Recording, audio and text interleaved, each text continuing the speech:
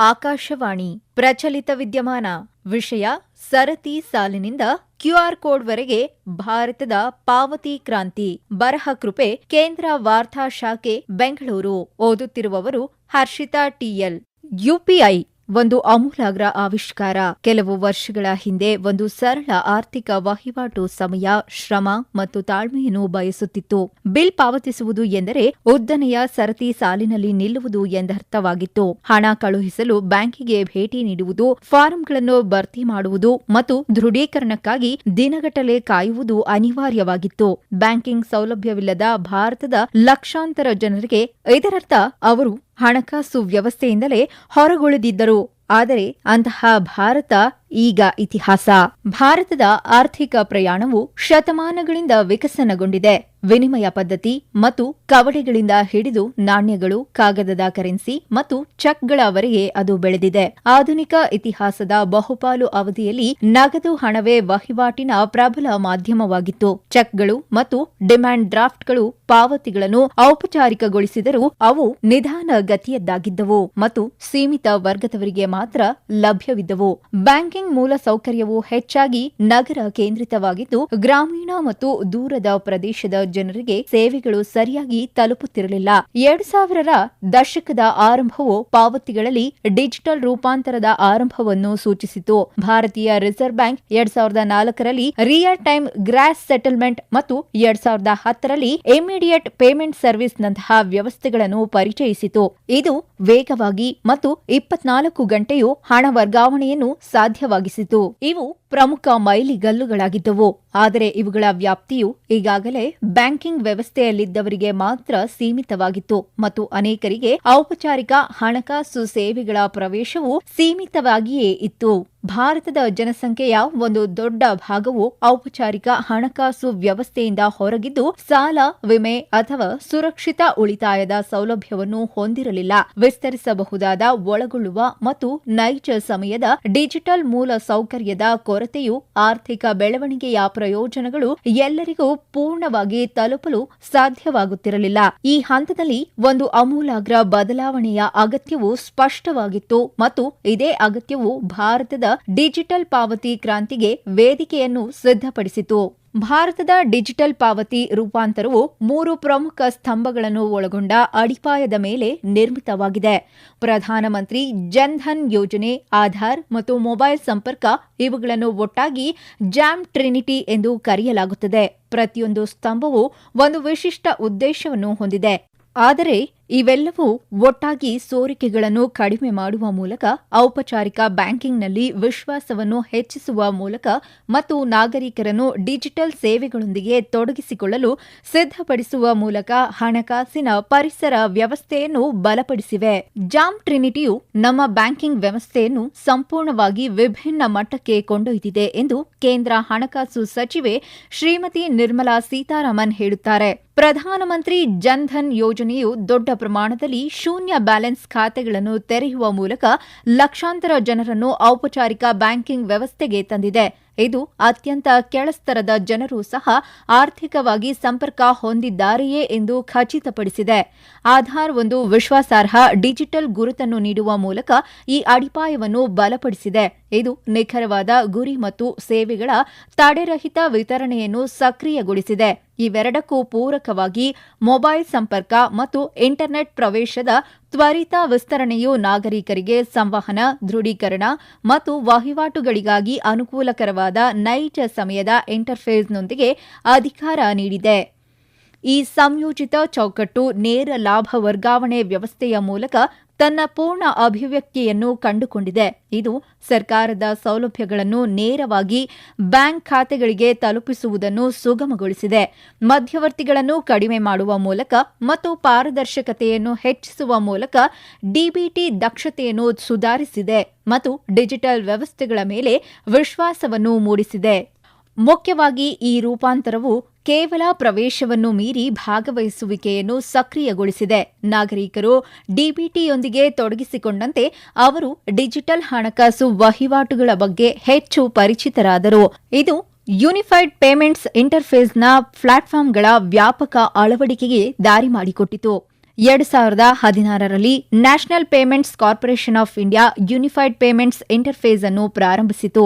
ಈ ವ್ಯವಸ್ಥೆಯು ಭಾರತದಲ್ಲಿ ಹಣದ ಬದಲಾವಣೆಯ ವಿಧಾನವನ್ನೇ ಮೂಲಭೂತವಾಗಿ ಸರಳಗೊಳಿಸಿತು. ಯುಪಿಐನ ಮುಖ್ಯ ವೈಶಿಷ್ಟ್ಯವೆಂದರೆ ಇದು ಯಾವುದೇ ಬ್ಯಾಂಕ್ ಖಾತೆಯನ್ನು ವರ್ಚುವಲ್ ಪೇಮೆಂಟ್ ಅಡ್ರೆಸ್ ಮೂಲಕ ಮತ್ತೊಂದು ಖಾತೆಯೊಂದಿಗೆ ಸಂಪರ್ಕಿಸಲು ಅನುವು ಮಾಡಿಕೊಡುತ್ತದೆ. ಇದರಿಂದಾಗಿ ವಹಿವಾಟು ನಡೆಸುವಾಗ ಬ್ಯಾಂಕ್ ಖಾತೆಯ ವಿವರವಾದ ಮಾಹಿತಿಯನ್ನು ಹಂಚಿಕೊಳ್ಳುವ ಅಗತ್ಯ ಇರುವುದಿಲ್ಲ. ಯುಪಿಐನ ಪರಿಕಲ್ಪನೆಯು ಅದರ ಸರಳತೆಯಿಂದಾಗಿಯೇ ಅತ್ಯಂತ ಅಮೂಲಾಗ್ರವಾಗಿತ್ತು. ಇಲ್ಲಿ ನೆನಪಿಟ್ಟುಕೊಳ್ಳಲು ಯಾವುದೇ ಖಾತೆ ಸಂಖ್ಯೆಗಳಿಲ್ಲ. ಇದು ಖಾತೆ ಸಂಖ್ಯೆ ಮತ್ತು ಐಎಫ್ಎಸ್ಸಿ ಕೋಡ್ಗಳಂತಹ ಸಂಕೀರ್ಣ ಮಾಹಿತಿಗಳ ಬದಲಿಗೆ ಸರಳವಾದ ಇಂಟರ್ಫೇಸ್ ಅನ್ನು ನೀಡುತ್ತದೆ.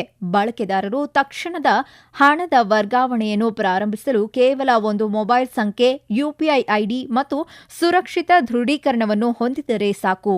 ವಹಿವಾಟುಗಳ ನೈಜ ಸಮಯದಲ್ಲಿ ಪ್ರಕ್ರಿಯೆಗೊಳ್ಳುತ್ತವೆ, ದಿನದ 24 ಗಂಟೆಯೂ ಲಭ್ಯವಿರುತ್ತವೆ ಮತ್ತು ವಿವಿಧ ಬ್ಯಾಂಕ್ಗಳು ಹಾಗೂ ಅಪ್ಲಿಕೇಶನ್ಗಳ ನಡುವೆ ಸುಲಭವಾಗಿ ಕಾರ್ಯನಿರ್ವಹಿಸುತ್ತವೆ. ಈ ಪರಸ್ಪರ ಕಾರ್ಯಾಚರಣಾ ಸಾಮರ್ಥ್ಯವೇ ಯುಪಿಐನ ತ್ವರಿತ ವಿಸ್ತರಣೆಗೆ ಕೇಂದ್ರ ಬಿಂದುವಾಗಿದೆ. 2021ರಲ್ಲಿ 216 ಇದ್ದ ಸದಸ್ಯ ಬ್ಯಾಂಕುಗಳ ಸಂಖ್ಯೆಯು ಜನವರಿ 2026ರ ವೇಳೆಗೆ 691ಕ್ಕೆ ಏರಿದೆ.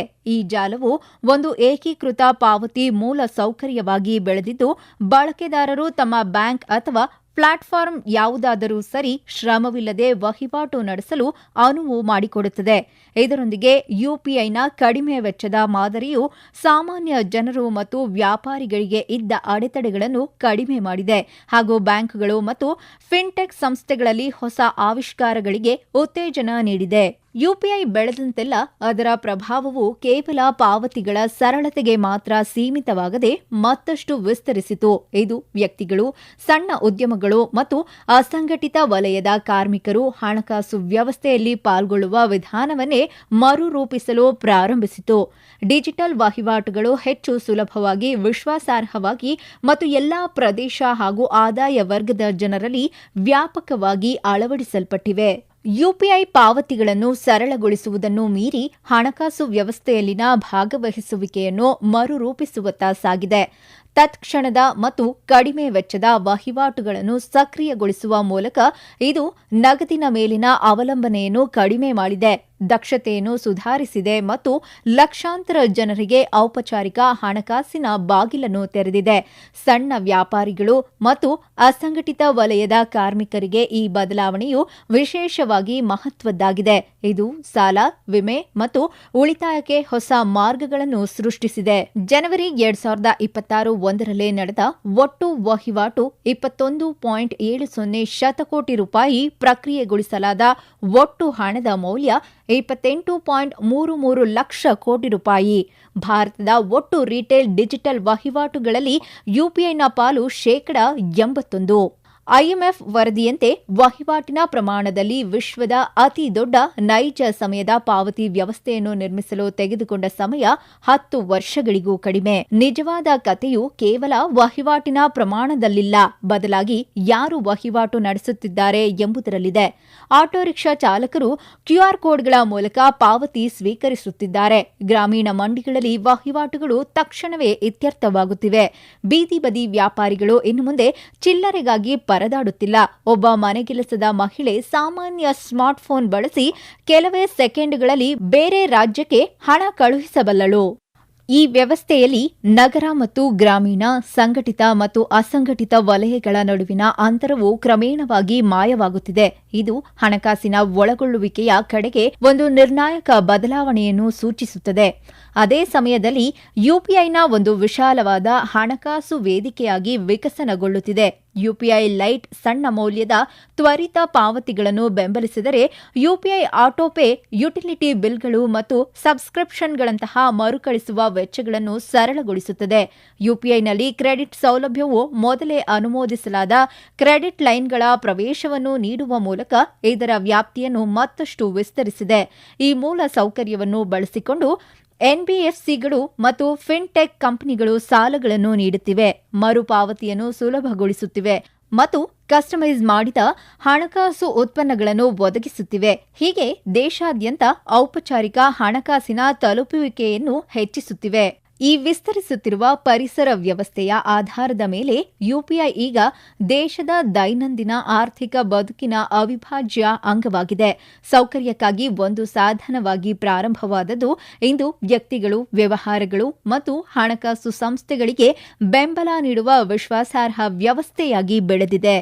ಬಳಕೆದಾರರಿಗೆ ಈ ಅನುಭವವು ಸರಳತೆ ಮತ್ತು ವಿಶ್ವಾಸದಿಂದ ಕೂಡಿದೆ. ಬಹು ಬ್ಯಾಂಕ್ ಖಾತೆಗಳಿಗೆ ಸಂಪರ್ಕ ಹೊಂದಿದ ಒಂದೇ ಅಪ್ಲಿಕೇಶನ್ ಮೂಲಕ ಯಾವುದೇ ಸಮಯದಲ್ಲಿ ಎಲ್ಲಿಂದಾದರೂ ವಹಿವಾಟುಗಳನ್ನು ಪೂರ್ಣಗೊಳಿಸಬಹುದು.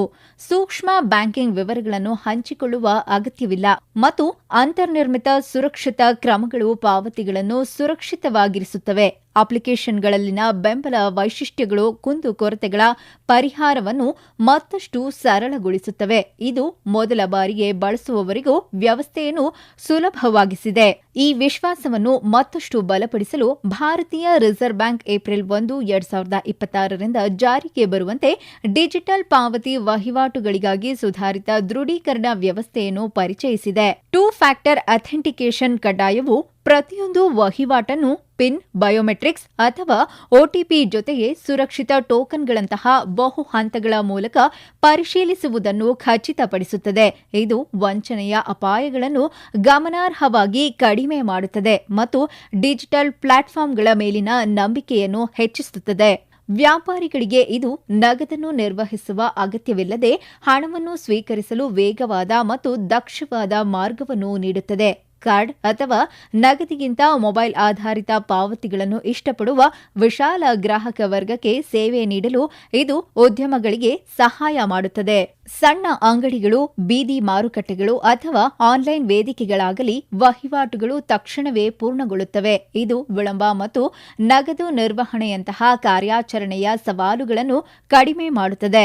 ಬ್ಯಾಂಕ್ಗಳು ಮತ್ತು ಹಣಕಾಸು ಸಂಸ್ಥೆಗಳಿಗೆ ಇದು ಅಸ್ತಿತ್ವದಲ್ಲಿರುವ ವ್ಯವಸ್ಥೆಗಳನ್ನು ಬಳಸಿಕೊಂಡು ಸುರಕ್ಷಿತ ನೈಜ ಸಮಯದ ವಹಿವಾಟುಗಳನ್ನು ಸಕ್ರಿಯಗೊಳಿಸುವ ಮೂಲಕ ಸೇವಾ ವಿತರಣೆಯನ್ನು ಸುಧಾರಿಸುತ್ತದೆ. ಬಲವಾದ ಸುರಕ್ಷತಾ ಕ್ರಮಗಳನ್ನು ಕಾಯ್ದುಕೊಳ್ಳುವ ಮೂಲಕ ದೊಡ್ಡ ಪ್ರಮಾಣದ ವ್ಯಕ್ತಿಯಿಂದ ವ್ಯಕ್ತಿಗೆ ಮತ್ತು ವ್ಯಾಪಾರಿ ಪಾವತಿಗಳನ್ನು ಇದು ಬೆಂಬಲಿಸುತ್ತದೆ. ಭಾರತದ ಡಿಜಿಟಲ್ ಪಾವತಿ ಪರಿಸರ ವ್ಯವಸ್ಥೆಯು ಕೇವಲ ದೇಶೀಯ ಅಗತ್ಯಗಳನ್ನು ಪೂರೈಸುವುದಲ್ಲದೆ ಜಾಗತಿಕ ಮಟ್ಟದಲ್ಲಿ ಒಂದು ಮಾದರಿಯಾಗಿ ಹೊರಹೊಮ್ಮಿದೆ. ಅಂತಾರಾಷ್ಟ್ರೀಯ ಹಣಕಾಸು ನಿಧಿ ಮತ್ತು ವಿಶ್ವ ಬ್ಯಾಂಕ್ನಂತಹ ಸಂಸ್ಥೆಗಳು ಇದರ ಪ್ರಮಾಣ, ದಕ್ಷತೆ ಮತ್ತು ಒಳಗೊಳ್ಳುವಿಕೆಯನ್ನು ಅಂಗೀಕರಿಸಿವೆ. ಫ್ರಾನ್ಸ್ ಅಧ್ಯಕ್ಷರಾದ ಶ್ರೀ ಎಮ್ಯಾನ್ಯುಯಲ್ ಮ್ಯಾಕ್ರಾನ್ ಸೇರಿದಂತೆ ಜಾಗತಿಕ ನಾಯಕರು ಭಾರತವು ಯುಪಿಐ ಮೂಲಕ ಮಾಸಿಕ 20 ಶತಕೋಟಿಗೂ ಹೆಚ್ಚು ವಹಿವಾಟುಗಳನ್ನು ಪ್ರಕ್ರಿಯೆಗೊಳಿಸುತ್ತಿರುವ ಸಾಧನೆಯನ್ನು ಗಮನಿಸಿದ್ದಾರೆ. ಇದು ಜಗತ್ತಿನ ಯಾವುದೇ ಇತರ ನೈಜ ಸಮಯದ ಪಾವತಿ ವ್ಯವಸ್ಥೆಗಿಂತ ಮೀರಿದ ಕಾರ್ಯಾಚರಣೆಯ ಪ್ರಮಾಣವಾಗಿದೆ. ಯುಪಿಐ ಈಗ ರಾಷ್ಟ್ರೀಯ ಗಡಿಗಳನ್ನು ದಾಟಿ ವಿಸ್ತರಿಸಿದೆ ಮತ್ತು United Arab Emirates, Singapore, Bhutan, Nepal, Sri Lanka, France, Mauritius ಮತ್ತು ಕತಾರ್ ಸೇರಿದಂತೆ ಹಲವು ದೇಶಗಳ ಪಾವತಿ ವ್ಯವಸ್ಥೆಗಳೊಂದಿಗೆ ಕಾರ್ಯನಿರ್ವಹಿಸುತ್ತಿದೆ ಅಥವಾ ಲಿಂಕ್ ಮಾಡಲ್ಪಟ್ಟಿದೆ. ಈ ಬೆಳೆಯುತ್ತಿರುವ ಅಂತಾರಾಷ್ಟ್ರೀಯ ಹೆಜ್ಜೆಯ ಗಡಿಯಾಚೆಗಿನ ವಹಿವಾಟುಗಳನ್ನು ಸುಗಮಗೊಳಿಸುತ್ತಿದೆ, ವಿದೇಶಿ ಹಣ ವರ್ಗಾವಣೆ ಹರಿವನ್ನು ಬೆಂಬಲಿಸುತ್ತದೆ ಮತ್ತು ಜಾಗತಿಕ ಫಿನ್ಟೆಕ್ ಕ್ಷೇತ್ರದಲ್ಲಿ ಭಾರತದ ಪಾತ್ರವನ್ನು ಬಲಪಡಿಸುತ್ತಿದೆ. ಯುಪಿಐ ಹಣಕಾಸು ಸೌಲಭ್ಯ ಹೊಂದಿರುವವರು ಮತ್ತು ಹೊಂದಿಲ್ಲದವರ ನಡುವಿನ ಅಂತರವನ್ನು ಅಳಿಸಿ ಹಾಕಿದೆ. ಗ್ರಾಮೀಣ ಮತ್ತು ಅರೆ ನಗರ ಭಾರತವು ಈಗ ಮೆಟ್ರೋಪಾಲಿಟನ್ ಕೇಂದ್ರಗಳಷ್ಟೇ ವೇಗವಾಗಿ ಮತ್ತು ಸುಲಭವಾಗಿ ವಹಿವಾಟು ನಡೆಸುತ್ತಿದೆ. 1 ದಶಕಕ್ಕಿಂತ ಕಡಿಮೆ ಅವಧಿಯಲ್ಲಿ ನಿರ್ಮಿಸಲಾದ ಈ ಸ್ವದೇಶಿ ವ್ಯವಸ್ಥೆಯು ಈಗ ಜಗತ್ತಿಗೆ ಮಾದರಿಯಾಗಿದೆ. ಬ್ಯಾಂಕಿಂಗ್ ಸೌಲಭ್ಯವಿಲ್ಲದವರನ್ನು ಒಳಗೊಳ್ಳುವ ಪ್ರಯತ್ನವಾಗಿ ಪ್ರಾರಂಭವಾದದ್ದು ಇಂದು ನೈಜ ಸಮಯದ ಪಾವತಿಗಳ ಜಾಗತಿಕ ಚಿನ್ನದ ಮಾನದಂಡವಾಗಿದೆ. ಸರತಿ ಸಾಲುಗಳಿಂದ ಕ್ಯೂಆರ್ ಕೋಡ್ಗಳವರೆಗೆ ಭಾರತದ ಪ್ರಮಾಣವು ಒಳಗೊಳ್ಳುವ ಆವಿಷ್ಕಾರದ ಶಕ್ತಿಯನ್ನು ಪ್ರತಿಬಿಂಬಿಸುತ್ತದೆ. ಯುಪಿಐ ಕೇವಲ ಒಂದು ಪಾವತಿ ವ್ಯವಸ್ಥೆಯಲ್ಲ, ಇದು ಜನರ ವೇದಿಕೆ. ಇದು ಹಣಕಾಸಿನ ವಹಿವಾಟುಗಳನ್ನು ವೇಗವಾಗಿ, ಸರಳವಾಗಿ, ಪಾರದರ್ಶಕವಾಗಿ ಮತ್ತು ನಿಜವಾದ ಅರ್ಥದಲ್ಲಿ ಒಳಗೊಳ್ಳುವಂತೆ ಮಾಡಿದೆ. ಹೀಗೆ ಮಾಡುವ ಮೂಲಕ ಇದು ಭಾರತವು ಹೇಗೆ ಪಾವತಿಸುತ್ತದೆ ಎಂಬುದನ್ನು ಮಾತ್ರವಲ್ಲದೆ ಭಾರತವು ಹೇಗೆ ಪ್ರಗತಿ ಹೊಂದುತ್ತಿದೆ ಎಂಬುದನ್ನು ಬದಲಿಸಿದೆ. ಇದುವರೆಗೂ ಪ್ರಚಲಿತ ವಿದ್ಯಮಾನ ಕೇಳಿದಿರಿ. ವಿಷಯ ಸರತಿ ಸಾಲಿನಿಂದ ಕ್ಯೂಆರ್ ಕೋಡ್ವರೆಗೆ ಭಾರತದ ಪಾವತಿ ಕ್ರಾಂತಿ. ಬರಹ ಕೃಪೆ ಕೇಂದ್ರ ವಾರ್ತಾ ಶಾಖೆ, ಬೆಂಗಳೂರು. ಓದಿದವರು ಹರ್ಷಿತಾ ಟಿಎಲ್. ಸಮಗ್ರ ನಿರ್ವಹಣೆ ಆಕಾಶವಾಣಿ ಬೆಂಗಳೂರು ಪ್ರಾದೇಶಿಕ ಸುದ್ದಿ ವಿಭಾಗದ ಸಹಾಯಕ ನಿರ್ದೇಶಕರಾದ ಸುಹಾಸ್ ಆರ್. ಈ ಕಾರ್ಯಕ್ರಮ ಆಕಾಶವಾಣಿ ಬೆಂಗಳೂರು ಸುದ್ದಿ ವಿಭಾಗದ ಕೊಡುಗೆ.